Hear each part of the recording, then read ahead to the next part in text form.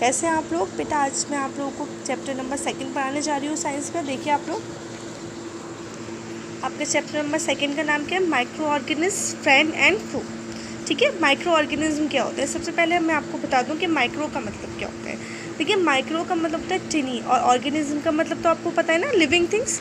तो जो बहुत ही टिनी होते हैं, है ना, जो लिविंग थिंग्स होते हैं, जो लिविंग ऑर्गेनिज्म होते हैं, वो बहुत टिनी होते हैं, छोटे छोटे से होते हैं, उनको हम क्या कहते हैं? माइक्रो ऑर्गेनिज्म कहते हैं। ठीक है, वो हमारे फ्रेंड्स हैं या फो हैं, ये हम इस चैप्टर में पढ़ेंगे कि वो किस तरह से हमारी लाइफ में क्या इंपॉर्टेंट रोल प्ले करते हैं माइक्रो ऑर्गेनिज्म, और उनका क्या यूज़ है हमारे लिए। ठीक है, ध्यान से देखिए आप लोग। Introduction to micro organism. सबसे पहले हम इंट्रोडक्शन पढ़ेंगे माइक्रो ऑर्गेनिज्म का। Living organism invisible to the naked eyes are called the micro organism और माइक्रोब्स। आपको पता है जो माइक्रो ऑर्गेनिज्म होते हैं वो क्या होते हैं? हमें हमारी नेकेड आइज से दिखाई नहीं देते। अगर हम उन्हें अपनी आंखों से देखना चाहें तो वो हमें दिखाई नहीं देते, है ना। दे आर फाउंड एवरीवेयर, वो हमें हर जगह दिखाई होते, तो वो हर जगह हैं, लेकिन हमें हमारी आंखों से दिखाई नहीं देते। माइक्रो ऑर्गेनिज्म को हम माइक्रोब्स भी कहते हैं। क्या कहते हैं? माइक्रोब्स, है ना। माइक्रो ऑर्गेनिज्म या माइक्रोब्स अगर कहीं आ रहा है, इसका मतलब किसके बारे में बात हो रही है? छोटे छोटे ऑर्गेनिज्म के बारे में बात हो रही है, जो कि हमें नेकेड आई से दिखाई नहीं देते हैं। ये हर जगह पाए जाते हैं, इन द एयर, हवा में, पानी में और सॉइल में, एंड ऑन लिविंग ऑर्गेनिज्म, और हमारे अंदर भी जितने भी लिविंग बींग्स होते हैं उनके अंदर भी ये पाए जाते हैं। The instrument use to view micro organism called the microscope. अब आप लोग कहेंगे कि इतने छोटे होते हैं, अगर हम उन्हें आंखों से नहीं देख पाते तो हमें कैसे पता चला? तो हमें पता चला ये माइक्रोस्कोप से। किसके थ्रू पता चला? माइक्रोस्कोप से।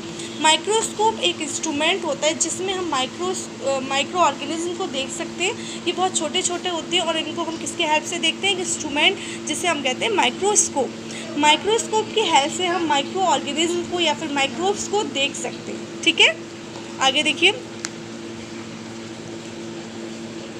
इनकी ग्रोथ कंडीशन क्या होती है ना, कैसे ये बढ़ते हैं? Condition required for growth of micro organism are, कौन कौन से? Oxygen. Some micro organism require oxygen to survive while other do not need oxygen for survive. कुछ ऐसे माइक्रो ऑर्गेनिज्म होते हैं जिसको किसकी ज़रूरत होती है सर्वाइव होने के लिए? ऑक्सीजन की। जिन्हें जिंदा रहने के लिए किसकी ज़रूरत होती है? ऑक्सीजन की। लेकिन कुछ ऐसे भी ऑर्गेनिज्म होते हैं, कुछ ऐसे भी माइक्रो ऑर्गेनिज्म होते हैं, ऐसे माइक्रोब्स होते हैं जिनको ऑक्सीजन की ज़रूरत नहीं होती है। ओके, समझ में आ रहा है ना आपको? Next, water micro organism thrive in moist condition. ये ज़्यादातर कहाँ पाए जाते हैं? मॉइस्ट कंडीशन में पाए जाते हैं, जहाँ थोड़ी सी नमी हो, है ना।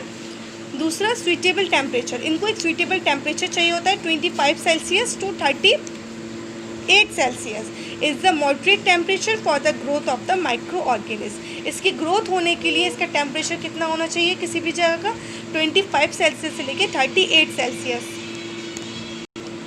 स्वीटेबल फूड सप्लाई, इनको फूड सप्लाई की ज़रूरत होती है। They live and feed on a variety of materials, ये बहुत सारी वैरायटी ऑफ मटेरियल्स पर फीड करते हैं और उनको खाना बनाते हैं अपना। अब देखिए, आपका आता है classification of micro organism. Classification का मतलब क्या होता है? आपको पता है, आपकी क्लास बटी हुई है ना। क्लास में आप किसी कोई आप 8th क्लास में हो या 7th में दूसरे बच्चे या 6th में, तो एक क्लासिफिकेशन है ना। क्लासिफिकेशन का मतलब होता है कि हम ग्रुपिंग करते हैं। क्लासिफिकेशन का मतलब क्या होता है? ग्रुपिंग। और ग्रुपिंग हम किस हिसाब से करते हैं? देखिए, आपके क्लास में आपके सेम ग्रुप के बच्चे हैं, है ना, सब लोग सेम एज के ग्रुप हैं और सबकी सेम अकल है ना। तो हमने आपको किस में रख दिया? 8th क्लास में रख दिया। जितनी आप लोग को नॉलेज है उसके हिसाब से हमने आपको 8th में रख दिया, और जो थोड़े से आपसे कम नॉलेज रखते हैं उनको हमने 7th में रखा है, और आप लोगों से उनकी एज भी कम होगी। ठीक है, इसी तरीके से हम अलग अलग ग्रुप में उनके कुछ सिमिलरिटीज़ के हिसाब से हम उनको ग्रुप में बांट देते हैं। तो ये कहलाता है हमारा क्लासिफिकेशन। और इसी तरीके से हमारा क्लासिफिकेशन हुआ माइक्रो ऑर्गेनिज्म का। किसका? माइक्रो ऑर्गेनिज्म का। They are mainly 4 major groups of micro organism. 4 major group हैं आपके माइक्रो ऑर्गेनिज्म के। देखिए ध्यान से, दीज आर बैक्टीरिया, इसको कितने पार्ट्स में बांटा गया? 4 पार्ट्स में डिवाइड किया गया है। बैक्टीरिया, फंगी, प्रोटोजोआ एंड एल्क्यूवायरस। ठीक है, are also considered as micro organism. इसको वायरस को भी हम क्या कंसिडर करते हैं? एक माइक्रो ऑर्गेनिज्म ही मानते हैं।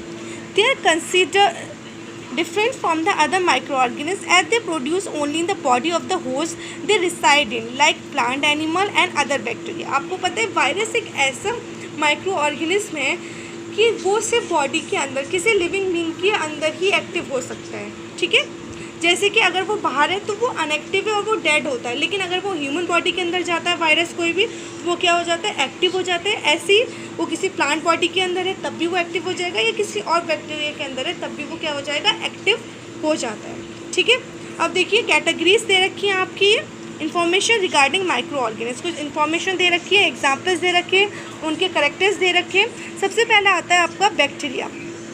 क्या आता है, बैक्टीरिया सेल स्ट्रक्चर क्या है और इसका साइज़ क्या होता है। देखिए सिंगल सेल्ड होता है। सबसे पहले क्या इसका देखिए आप, बैक्टीरिया कैसे होते हैं, सिंगल सेल्ड होते हैं। Size varies from 0.2 to 100 micron, shape varies greatly. इसका जो साइज़ क्या होता है 0.2 से लेके 100 माइक्रोन्स होता है। ठीक है, माइक्रोन का मतलब क्या होता है, देखिए अगर 1 metre is equal to 1 million micron. ठीक है, 1 मीटर किसके इक्वल होता है, 1 मीटर किसके इक्वल हो गया, 1 मिलियन माइक्रोन्स के मीटर हो गया। समझ में आ गया। Shape varies greatly on the basis of shape, they can be rod shaped, spherical shaped, curve shaped and spiral shape.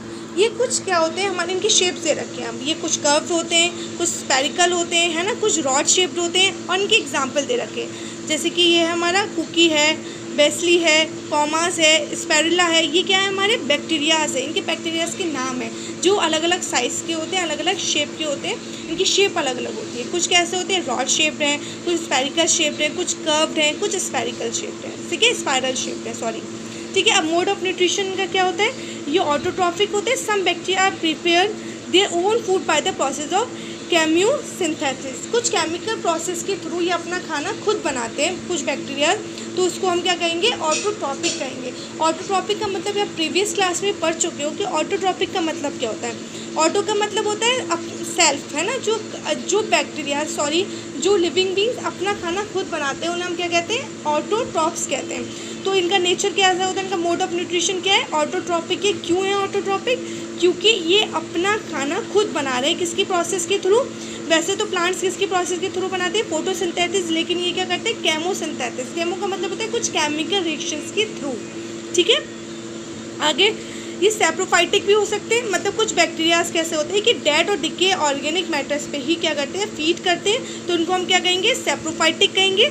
और कुछ पैरासाइटिक होते हैं। Some bacteria obtain food from other organism. ये किससे लेते हैं अपना खाना, दूसरे बैक्टीरिया से लेते हैं, दूसरे ऑर्गेनिज्म से लेते हैं, तो इनको हम क्या कहते हैं, पैरासाइटिक कहते हैं। ठीक है, नेक्स्ट इंपॉर्टेंट कैरेक्टर इसका क्या होता है, reproduction by the binary fission. इनका रिप्रोडक्शन किसके थ्रू होता है, बाइनरी फिजन की वजह से होता है। ठीक है, एग्जाम्पल है स्यूडोमोनास, है ना, स्टेरिचल कॉल एक्सेट्रा। ये क्या है, हमारे एग्जाम्पल्स हैं इसके। ठीक है, ये आपका यहाँ पे कंप्लीट हो जाता है। मैं आपको बस यहीं तक पढ़ाऊँगी आज। नेक्स्ट में आगे आप लोगों को बाद में पढ़ाऊँगी, आप लोग चेक कर लीजिए यहाँ तक। ठीक है, उसके बाद आप लोगों को फंगी हम लोग नेक्स्ट टाइम पढ़ाएंगे। ये सिर्फ अभी आपने क्या पढ़ा है, बैक्टीरिया पढ़ा है। अभी आपने क्या पढ़ा, माइक्रो ऑर्गेनिज्म क्या होते हैं और बैक्टीरियाज क्या होते हैं। माइक्रो ऑर्गेनिज्म वो होते हैं जो कि बहुत टिनी पार्टिकल्स होते हैं, बहुत ही छोटे छोटे एनिमल्स होते हैं जो कि हमें दिखाई नहीं देते, और उसके बाद इनको डिवाइड किया जाता है 4 पार्ट्स में।